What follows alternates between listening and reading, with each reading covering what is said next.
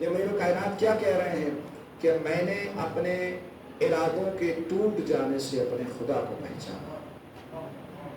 معلوم ہوا کوئی ایسا ہے جو علی کے ارادے توڑ رہا ہے, کوئی ایسا ہے جو علی کے ارادوں کو بدل رہا ہے. وہی تو خدا ہے, وہی تو خالق ہے. صلوات پڑھیں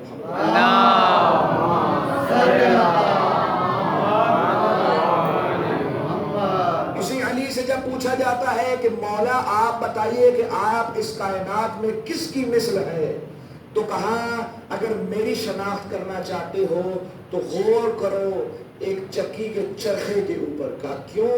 کہا کہ جو چکی ہے وہ اپنے کیل کے گرد گھومتی ہے اور یہ تمام کی تمام کائنات مجھ علی کے گرد گھومتی ہے. اور وہی علی ہے جو کیا کہہ رہا ہے, میں نے اپنے ارادوں کے ٹوٹ جانے سے اپنے خدا کو پہچانا. یہ ذات امیر المومنین ہے کہ ہر جگہ پہ درس توحید دے رہے ہیں, ہر جگہ پہ درس رسالت دے رہے ہیں. ہمارے ذہنوں میں بعض اوقات آتا ہے, میں استاد سے گفتگو کر رہا تھا کہ چند شخصیات ہمارے منبر پہ بڑی مظلوم ہیں, بہت زیادہ مظلوم ہیں. سب سے پہلی شخصیت حضرت محمد مصطفیٰ صلی اللہ علیہ وسلم.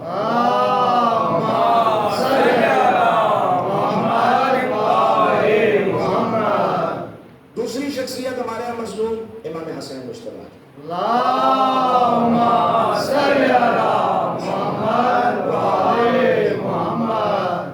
اسی طرح سے چلتے آئیے اور آخری امام تک. یہ تمام کی تمام ہستیاں ہمارے منبر پہ کیا ہمارے درمیان بے انتہا مظلوم ہیں. اس کی وجہ کیا ہے کہ جیسے ہی نبی کا ذکر ہمارے ذہنوں میں آتا ہے, کان میں سنتے, ایک نقشہ بنتا ہے. سب سے پہلا نقشہ کیا بنتا ہے کہ نبی بہت ہی مظلوم قسم کے, بہت ہی جو ہے وہ آرام و سکون کا حامل ایک شخص, ایک شخصیت, اور بالکل جنگ و جدال سے دوری اختیار کرنے والی ایسی شخصیت ہمارے ذہنوں میں نقشہ بنتا ہے. لیکن اگر آپ علی مرتضیٰ سے پوچھیں, یہ اپنے ذہنوں میں جب علی کا نام لیتے ہیں تو نقشہ بدلتا ہے کہ ایک مجاہد, ایک شجاع شخصیت جو فاتح خیبر ہے, بدر و حنین ہے, ایک ایسا نقشہ ذہنوں میں بنتا ہے. اب وہی علی کیا تعریف کر رہے ہیں, کہتے ہیں جب جنگ کی حالت میں مجھ علی پر غلبہ طاری ہو جاتا تھا, خوف جنگ آ جاتا تھا, میں محمد مصطفیٰ کی پناہ میں چلا جاتا تھا. یہ معیار ہے.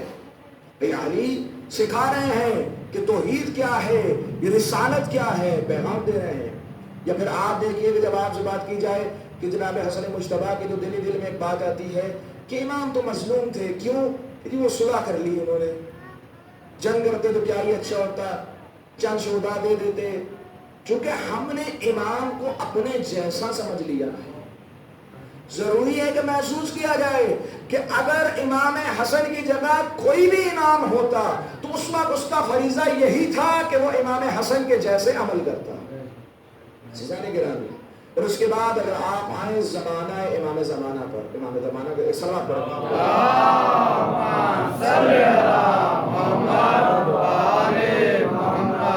کیونکہ عرض کیا کہ غدیر فقط ولایت علی کا نام نہیں ہے, غدیر علی سے لے کر مہدی تک کی ولایت کا ایک نظام کا اعلان ہے.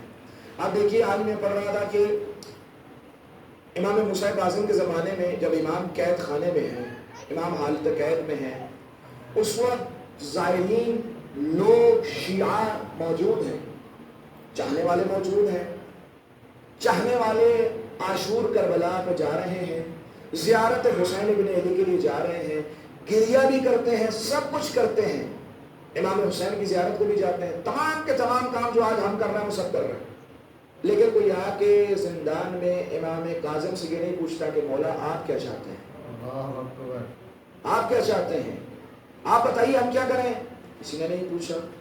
آج ہمارا معاملہ بھی اپنے وقت کے امام کے ساتھ ایسا ہے, ہم سب کرنے کو تیار ہیں, طلب ہے, عشق ہے, قبر حسین کی زیارت کے لیے بے قرار ہیں. خدا ہماری بے قراریوں کو جو ہے وہ حل فرمائے اور زیارت عطا فرمائے.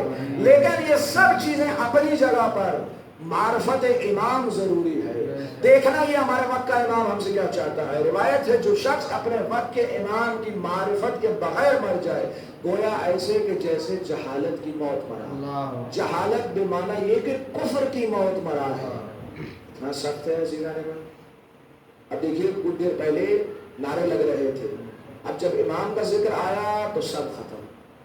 اس کی وجہ یہ ہے کہ ہمارے ذہنوں میں کچھ چیزوں کو ڈال دیا گیا ہے.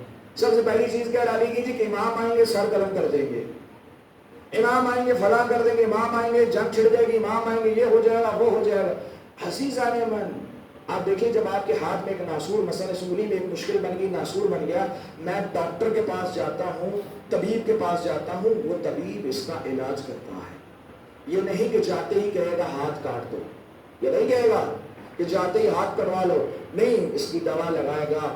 اگر یہ انگلی میری، یہ میری انگلی میرے ہاتھ کے لیے مؤثر ہو جائے گی، میرے ہاتھ کے لیے مشکل بن رہی ہوگی، ممکن ہے کہ اس انگلی کا زہر پھیلتے پھیلتے میرے ہاتھ میں چلا جائے اور میرا بازو خراب ہونے لگے، تو تب ڈاکٹر یہ فیصلہ کرے گا کہ ٹھیک ہے تمہارا بازو کاٹا جائے گا.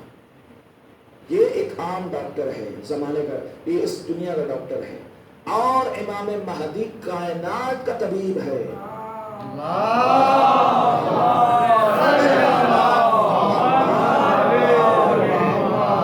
امام زمانہ زمانے کے طبیب ہیں، امام زمانہ زمانے کے ڈاکٹر ہیں.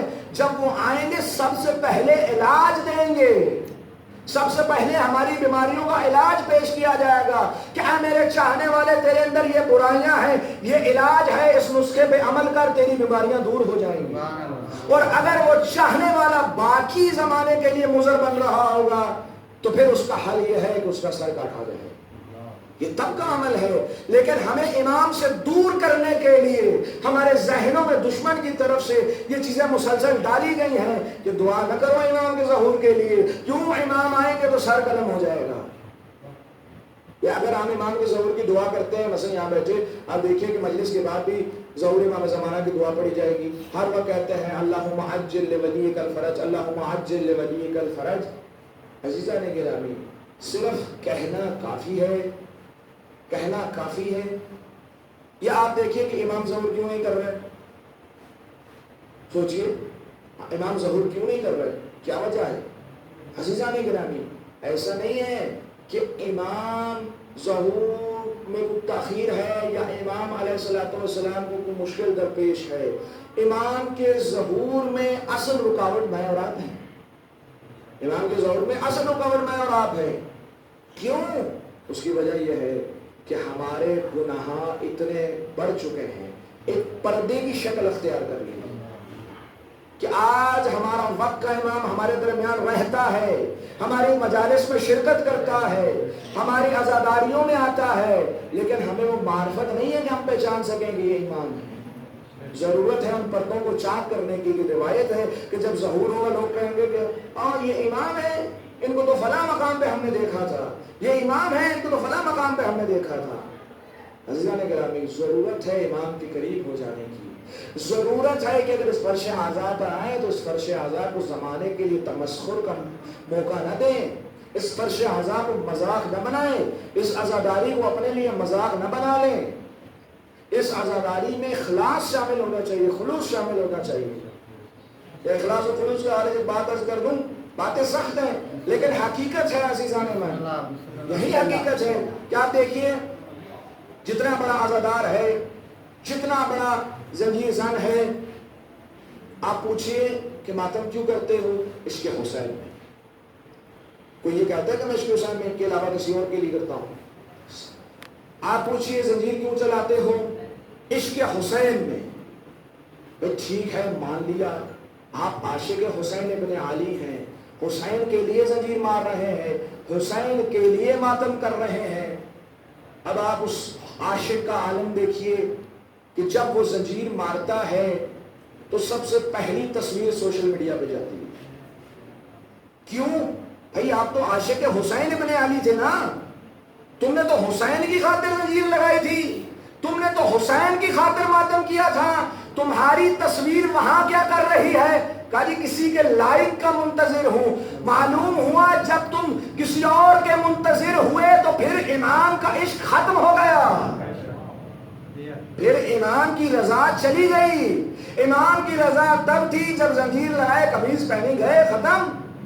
مجھے کسی سے کیا مطلب ہے کہ کوئی دیکھ رہا ہے نہیں دیکھ رہا، مجھے کسی سے کیا مطلب ہے کہ فلاں صاحب شاباش دیں گے کہ تم بہت اچھے ماتمی ہو، مجھے کسی سے کیا مطلب فلاں صاحب آگے کہیں گے کہ تم سے اچھا زنجیر زن نہیں ہے، مجھے مطلب ہے تو حسین کہے کہ یہ ہمارا عاشق ہے، مطلب ہے تو حسین کہے یہ ہمارا زنجیر زن ہے۔